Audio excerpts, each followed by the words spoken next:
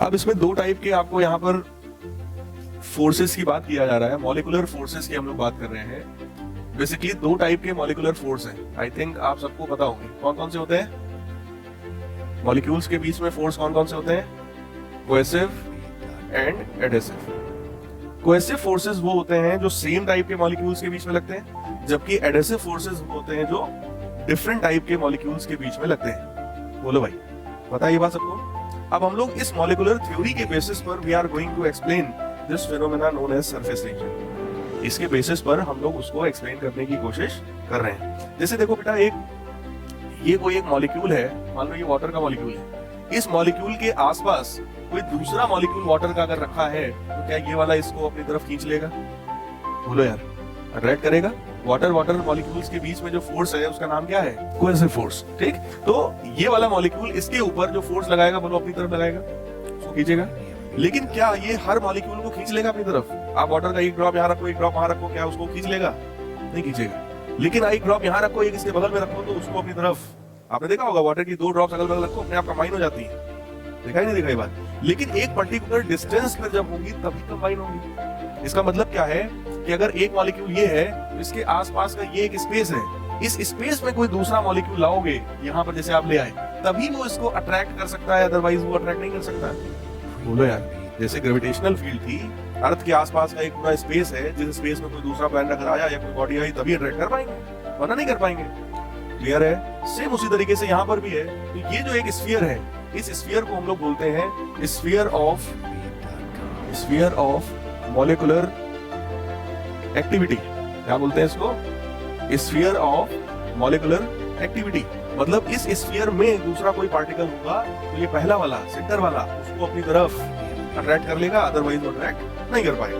ठीक है, अब हम लोग क्या कर रहे हैं, हम लोग सरफेस टेंशन को इस बेसिक प्रॉपर्टी के थ्रू एक्सप्लेन करने की कोशिश कर रहे हैं। हमने एक कंटेनर लिया, उस कंटेनर में कुछ इस तरीके से हमने वाटर भर दिया।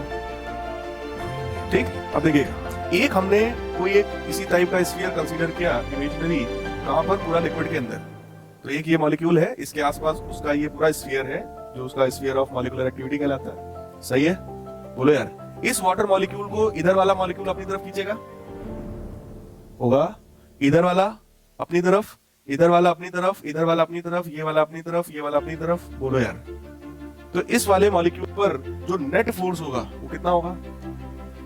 इसका मतलब लिक्विड के अंदर जो मॉलिक्यूल है उस पर नेट फोर्स कितना? 0। तो उसको किसी बात की टेंशन नहीं है, वो आराम से नीचे पड़ा। दूसरा एक हमने यहां पर कंसीडर किया इस टाइप का, ये भी बेटा कंप्लीटली, इसका ये जो पूरा मॉलिक्यूलर रेंज जो है वो भी कंप्लीटली लिक्विड के अंदर है, तो इस पर भी नेट फोर्स कितना होगा? सही है। एक हमने दूसरा यहां पे कंसीडर किया, ये है इसका ऐसा, थोड़ा सा ऊपर है और थोड़ा सा नीचे है। बोलो, इसके ऊपर जो फोर्सेस होंगे, इधर की तरफ, इधर की तरफ, इधर की तरफ, इधर की तरफ, इधर की तरफ, ऐसे फोर्सेस होंगे, थोड़े से ऊपर भी होंगे। बोलो यार, अगर सिर्फ कोहेसिव फोर्सेस की मैं बात करूं तो इसके आसपास ढेर सारे वाटर के मॉलिक्यूल्स हैं, है ना? तो हर मॉलिक्यूल इस सेंटर वाले मॉलिक्यूल को बोलो अपनी तरफ खींचने की कोशिश कर रहा है ना? लेकिन इसके ऊपर जो नेट फोर्स लगेगा वो किधर की तरफ लगेगा? नेट। क्या नेट फोर्स डाउनवर्ड दिख रहा है सबको? सबको दिख रहा है। तो इसमें जो इफेक्टिव फोर्स है वो इफेक्टिव फोर्स किधर की तरफ दिख रहा है हमको? डाउनवर्ड। सही है। एक देखो, हमने यहां पर ऐसा स्फीयर माना जिसका बेटा एग्जैक्टली आधा पोर्शन ऊपर है और आधा पोर्शन नीचे है।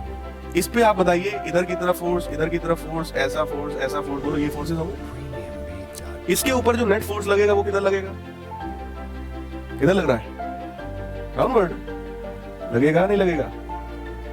इन दोनों में अगर कंपैरिजन करें, फॉर एग्जांपल मान लो इसका नाम है P, इसका नाम है Q, तो P और Q का अगर हम कंपैरिजन करें तो P और Q में किसमें फोर्स ज्यादा होगा? P में, Q में? ध्यान से देखो, फोर्स किसमें ज्यादा होगा? P में या Q में? Q में। क्यों?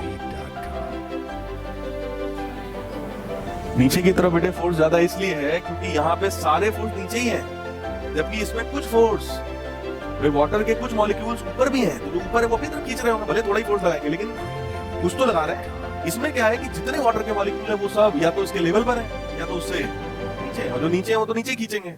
समझ आ रहा है? ठीक। तो कहने का मतलब क्या है कि आप खुद देख रहे हैं जो मॉलिक्यूल अंदर है उस पर नेट कोहेसिव फोर्स कितना लग रहा है? 0। जैसे जैसे आप ऊपर बढ़ते चले जा रहे हैं, यहाँ पर भी देखो अभी 0 है, लेकिन यहाँ पर कुछ फोर्स है डाउनवर्ड। सबसे ऊपर जब टॉप लेवल पे पहुंच गए तो उस पर जो डाउनवर्ड फोर्स है वो और ज्यादा है। इसका मतलब लिक्विड की टॉप लेयर पे जितने भी मॉलिक्यूल्स हैं उन सभी मॉलिक्यूल्स पर फोर्स किधर की तरफ है? डाउनवर्ड। तो वो सारे के सारे मॉलिक्यूल्स किधर जाना चाहते हैं? डाउनवर्ड। समझ आ रहा है? वो लिक्विड के बल्क में मतलब अंदर की तरफ जाना चाहते हैं। इसी बात की बेटा उसको टेंशन है। भाई हमने आपको पहले ही सिखाया था कि जब हम टेंशन की, सिंपल टेंशन की बात कर रहे थे, किसी रस्सी में किस बात का टेंशन? भाई रस्सी ऐसे पड़ी है तो कोई टेंशन नहीं है। टेंशन तो तब शुरू होता है ना जब रस्सी को हमने लटकाया, उसमें कोई पार्टिकल लटकाया, तो रस्सी को टेंशन इस बात का है कि हमें इस पार्टिकल के वेट को झेलना है। समझ आ रहा है? यहाँ पर टेंशन हर मॉलिक्यूल में किस चीज का है कि हमको नीचे जाना है। जैसे बहुत से बच्चे क्लास में बैठे, उनको लगता है कि कितना जल्दी खत्म हो घर आगे, तो वो पूरे टाइम एक टेंशन में रहते हैं। कंटिन्यूअस एक इनके दिमाग में एक मेंटल टेंशन बना रहता है कि कैसे खत्म हो क्लास, भागे यहाँ से। बात समझ आ रही है? तो वो सारे मॉलिक्यूल्स भी मेंटल टेंशन में। ऐसे यहाँ पर जो टेंशन है वो क्योंकि सरफेस के ही मॉलिक्यूल्स में है, तो ये टेंशन क्या कहलाता है? Surface tension. तो समझ आया? कुछ रीजन समझ में आ रहा है?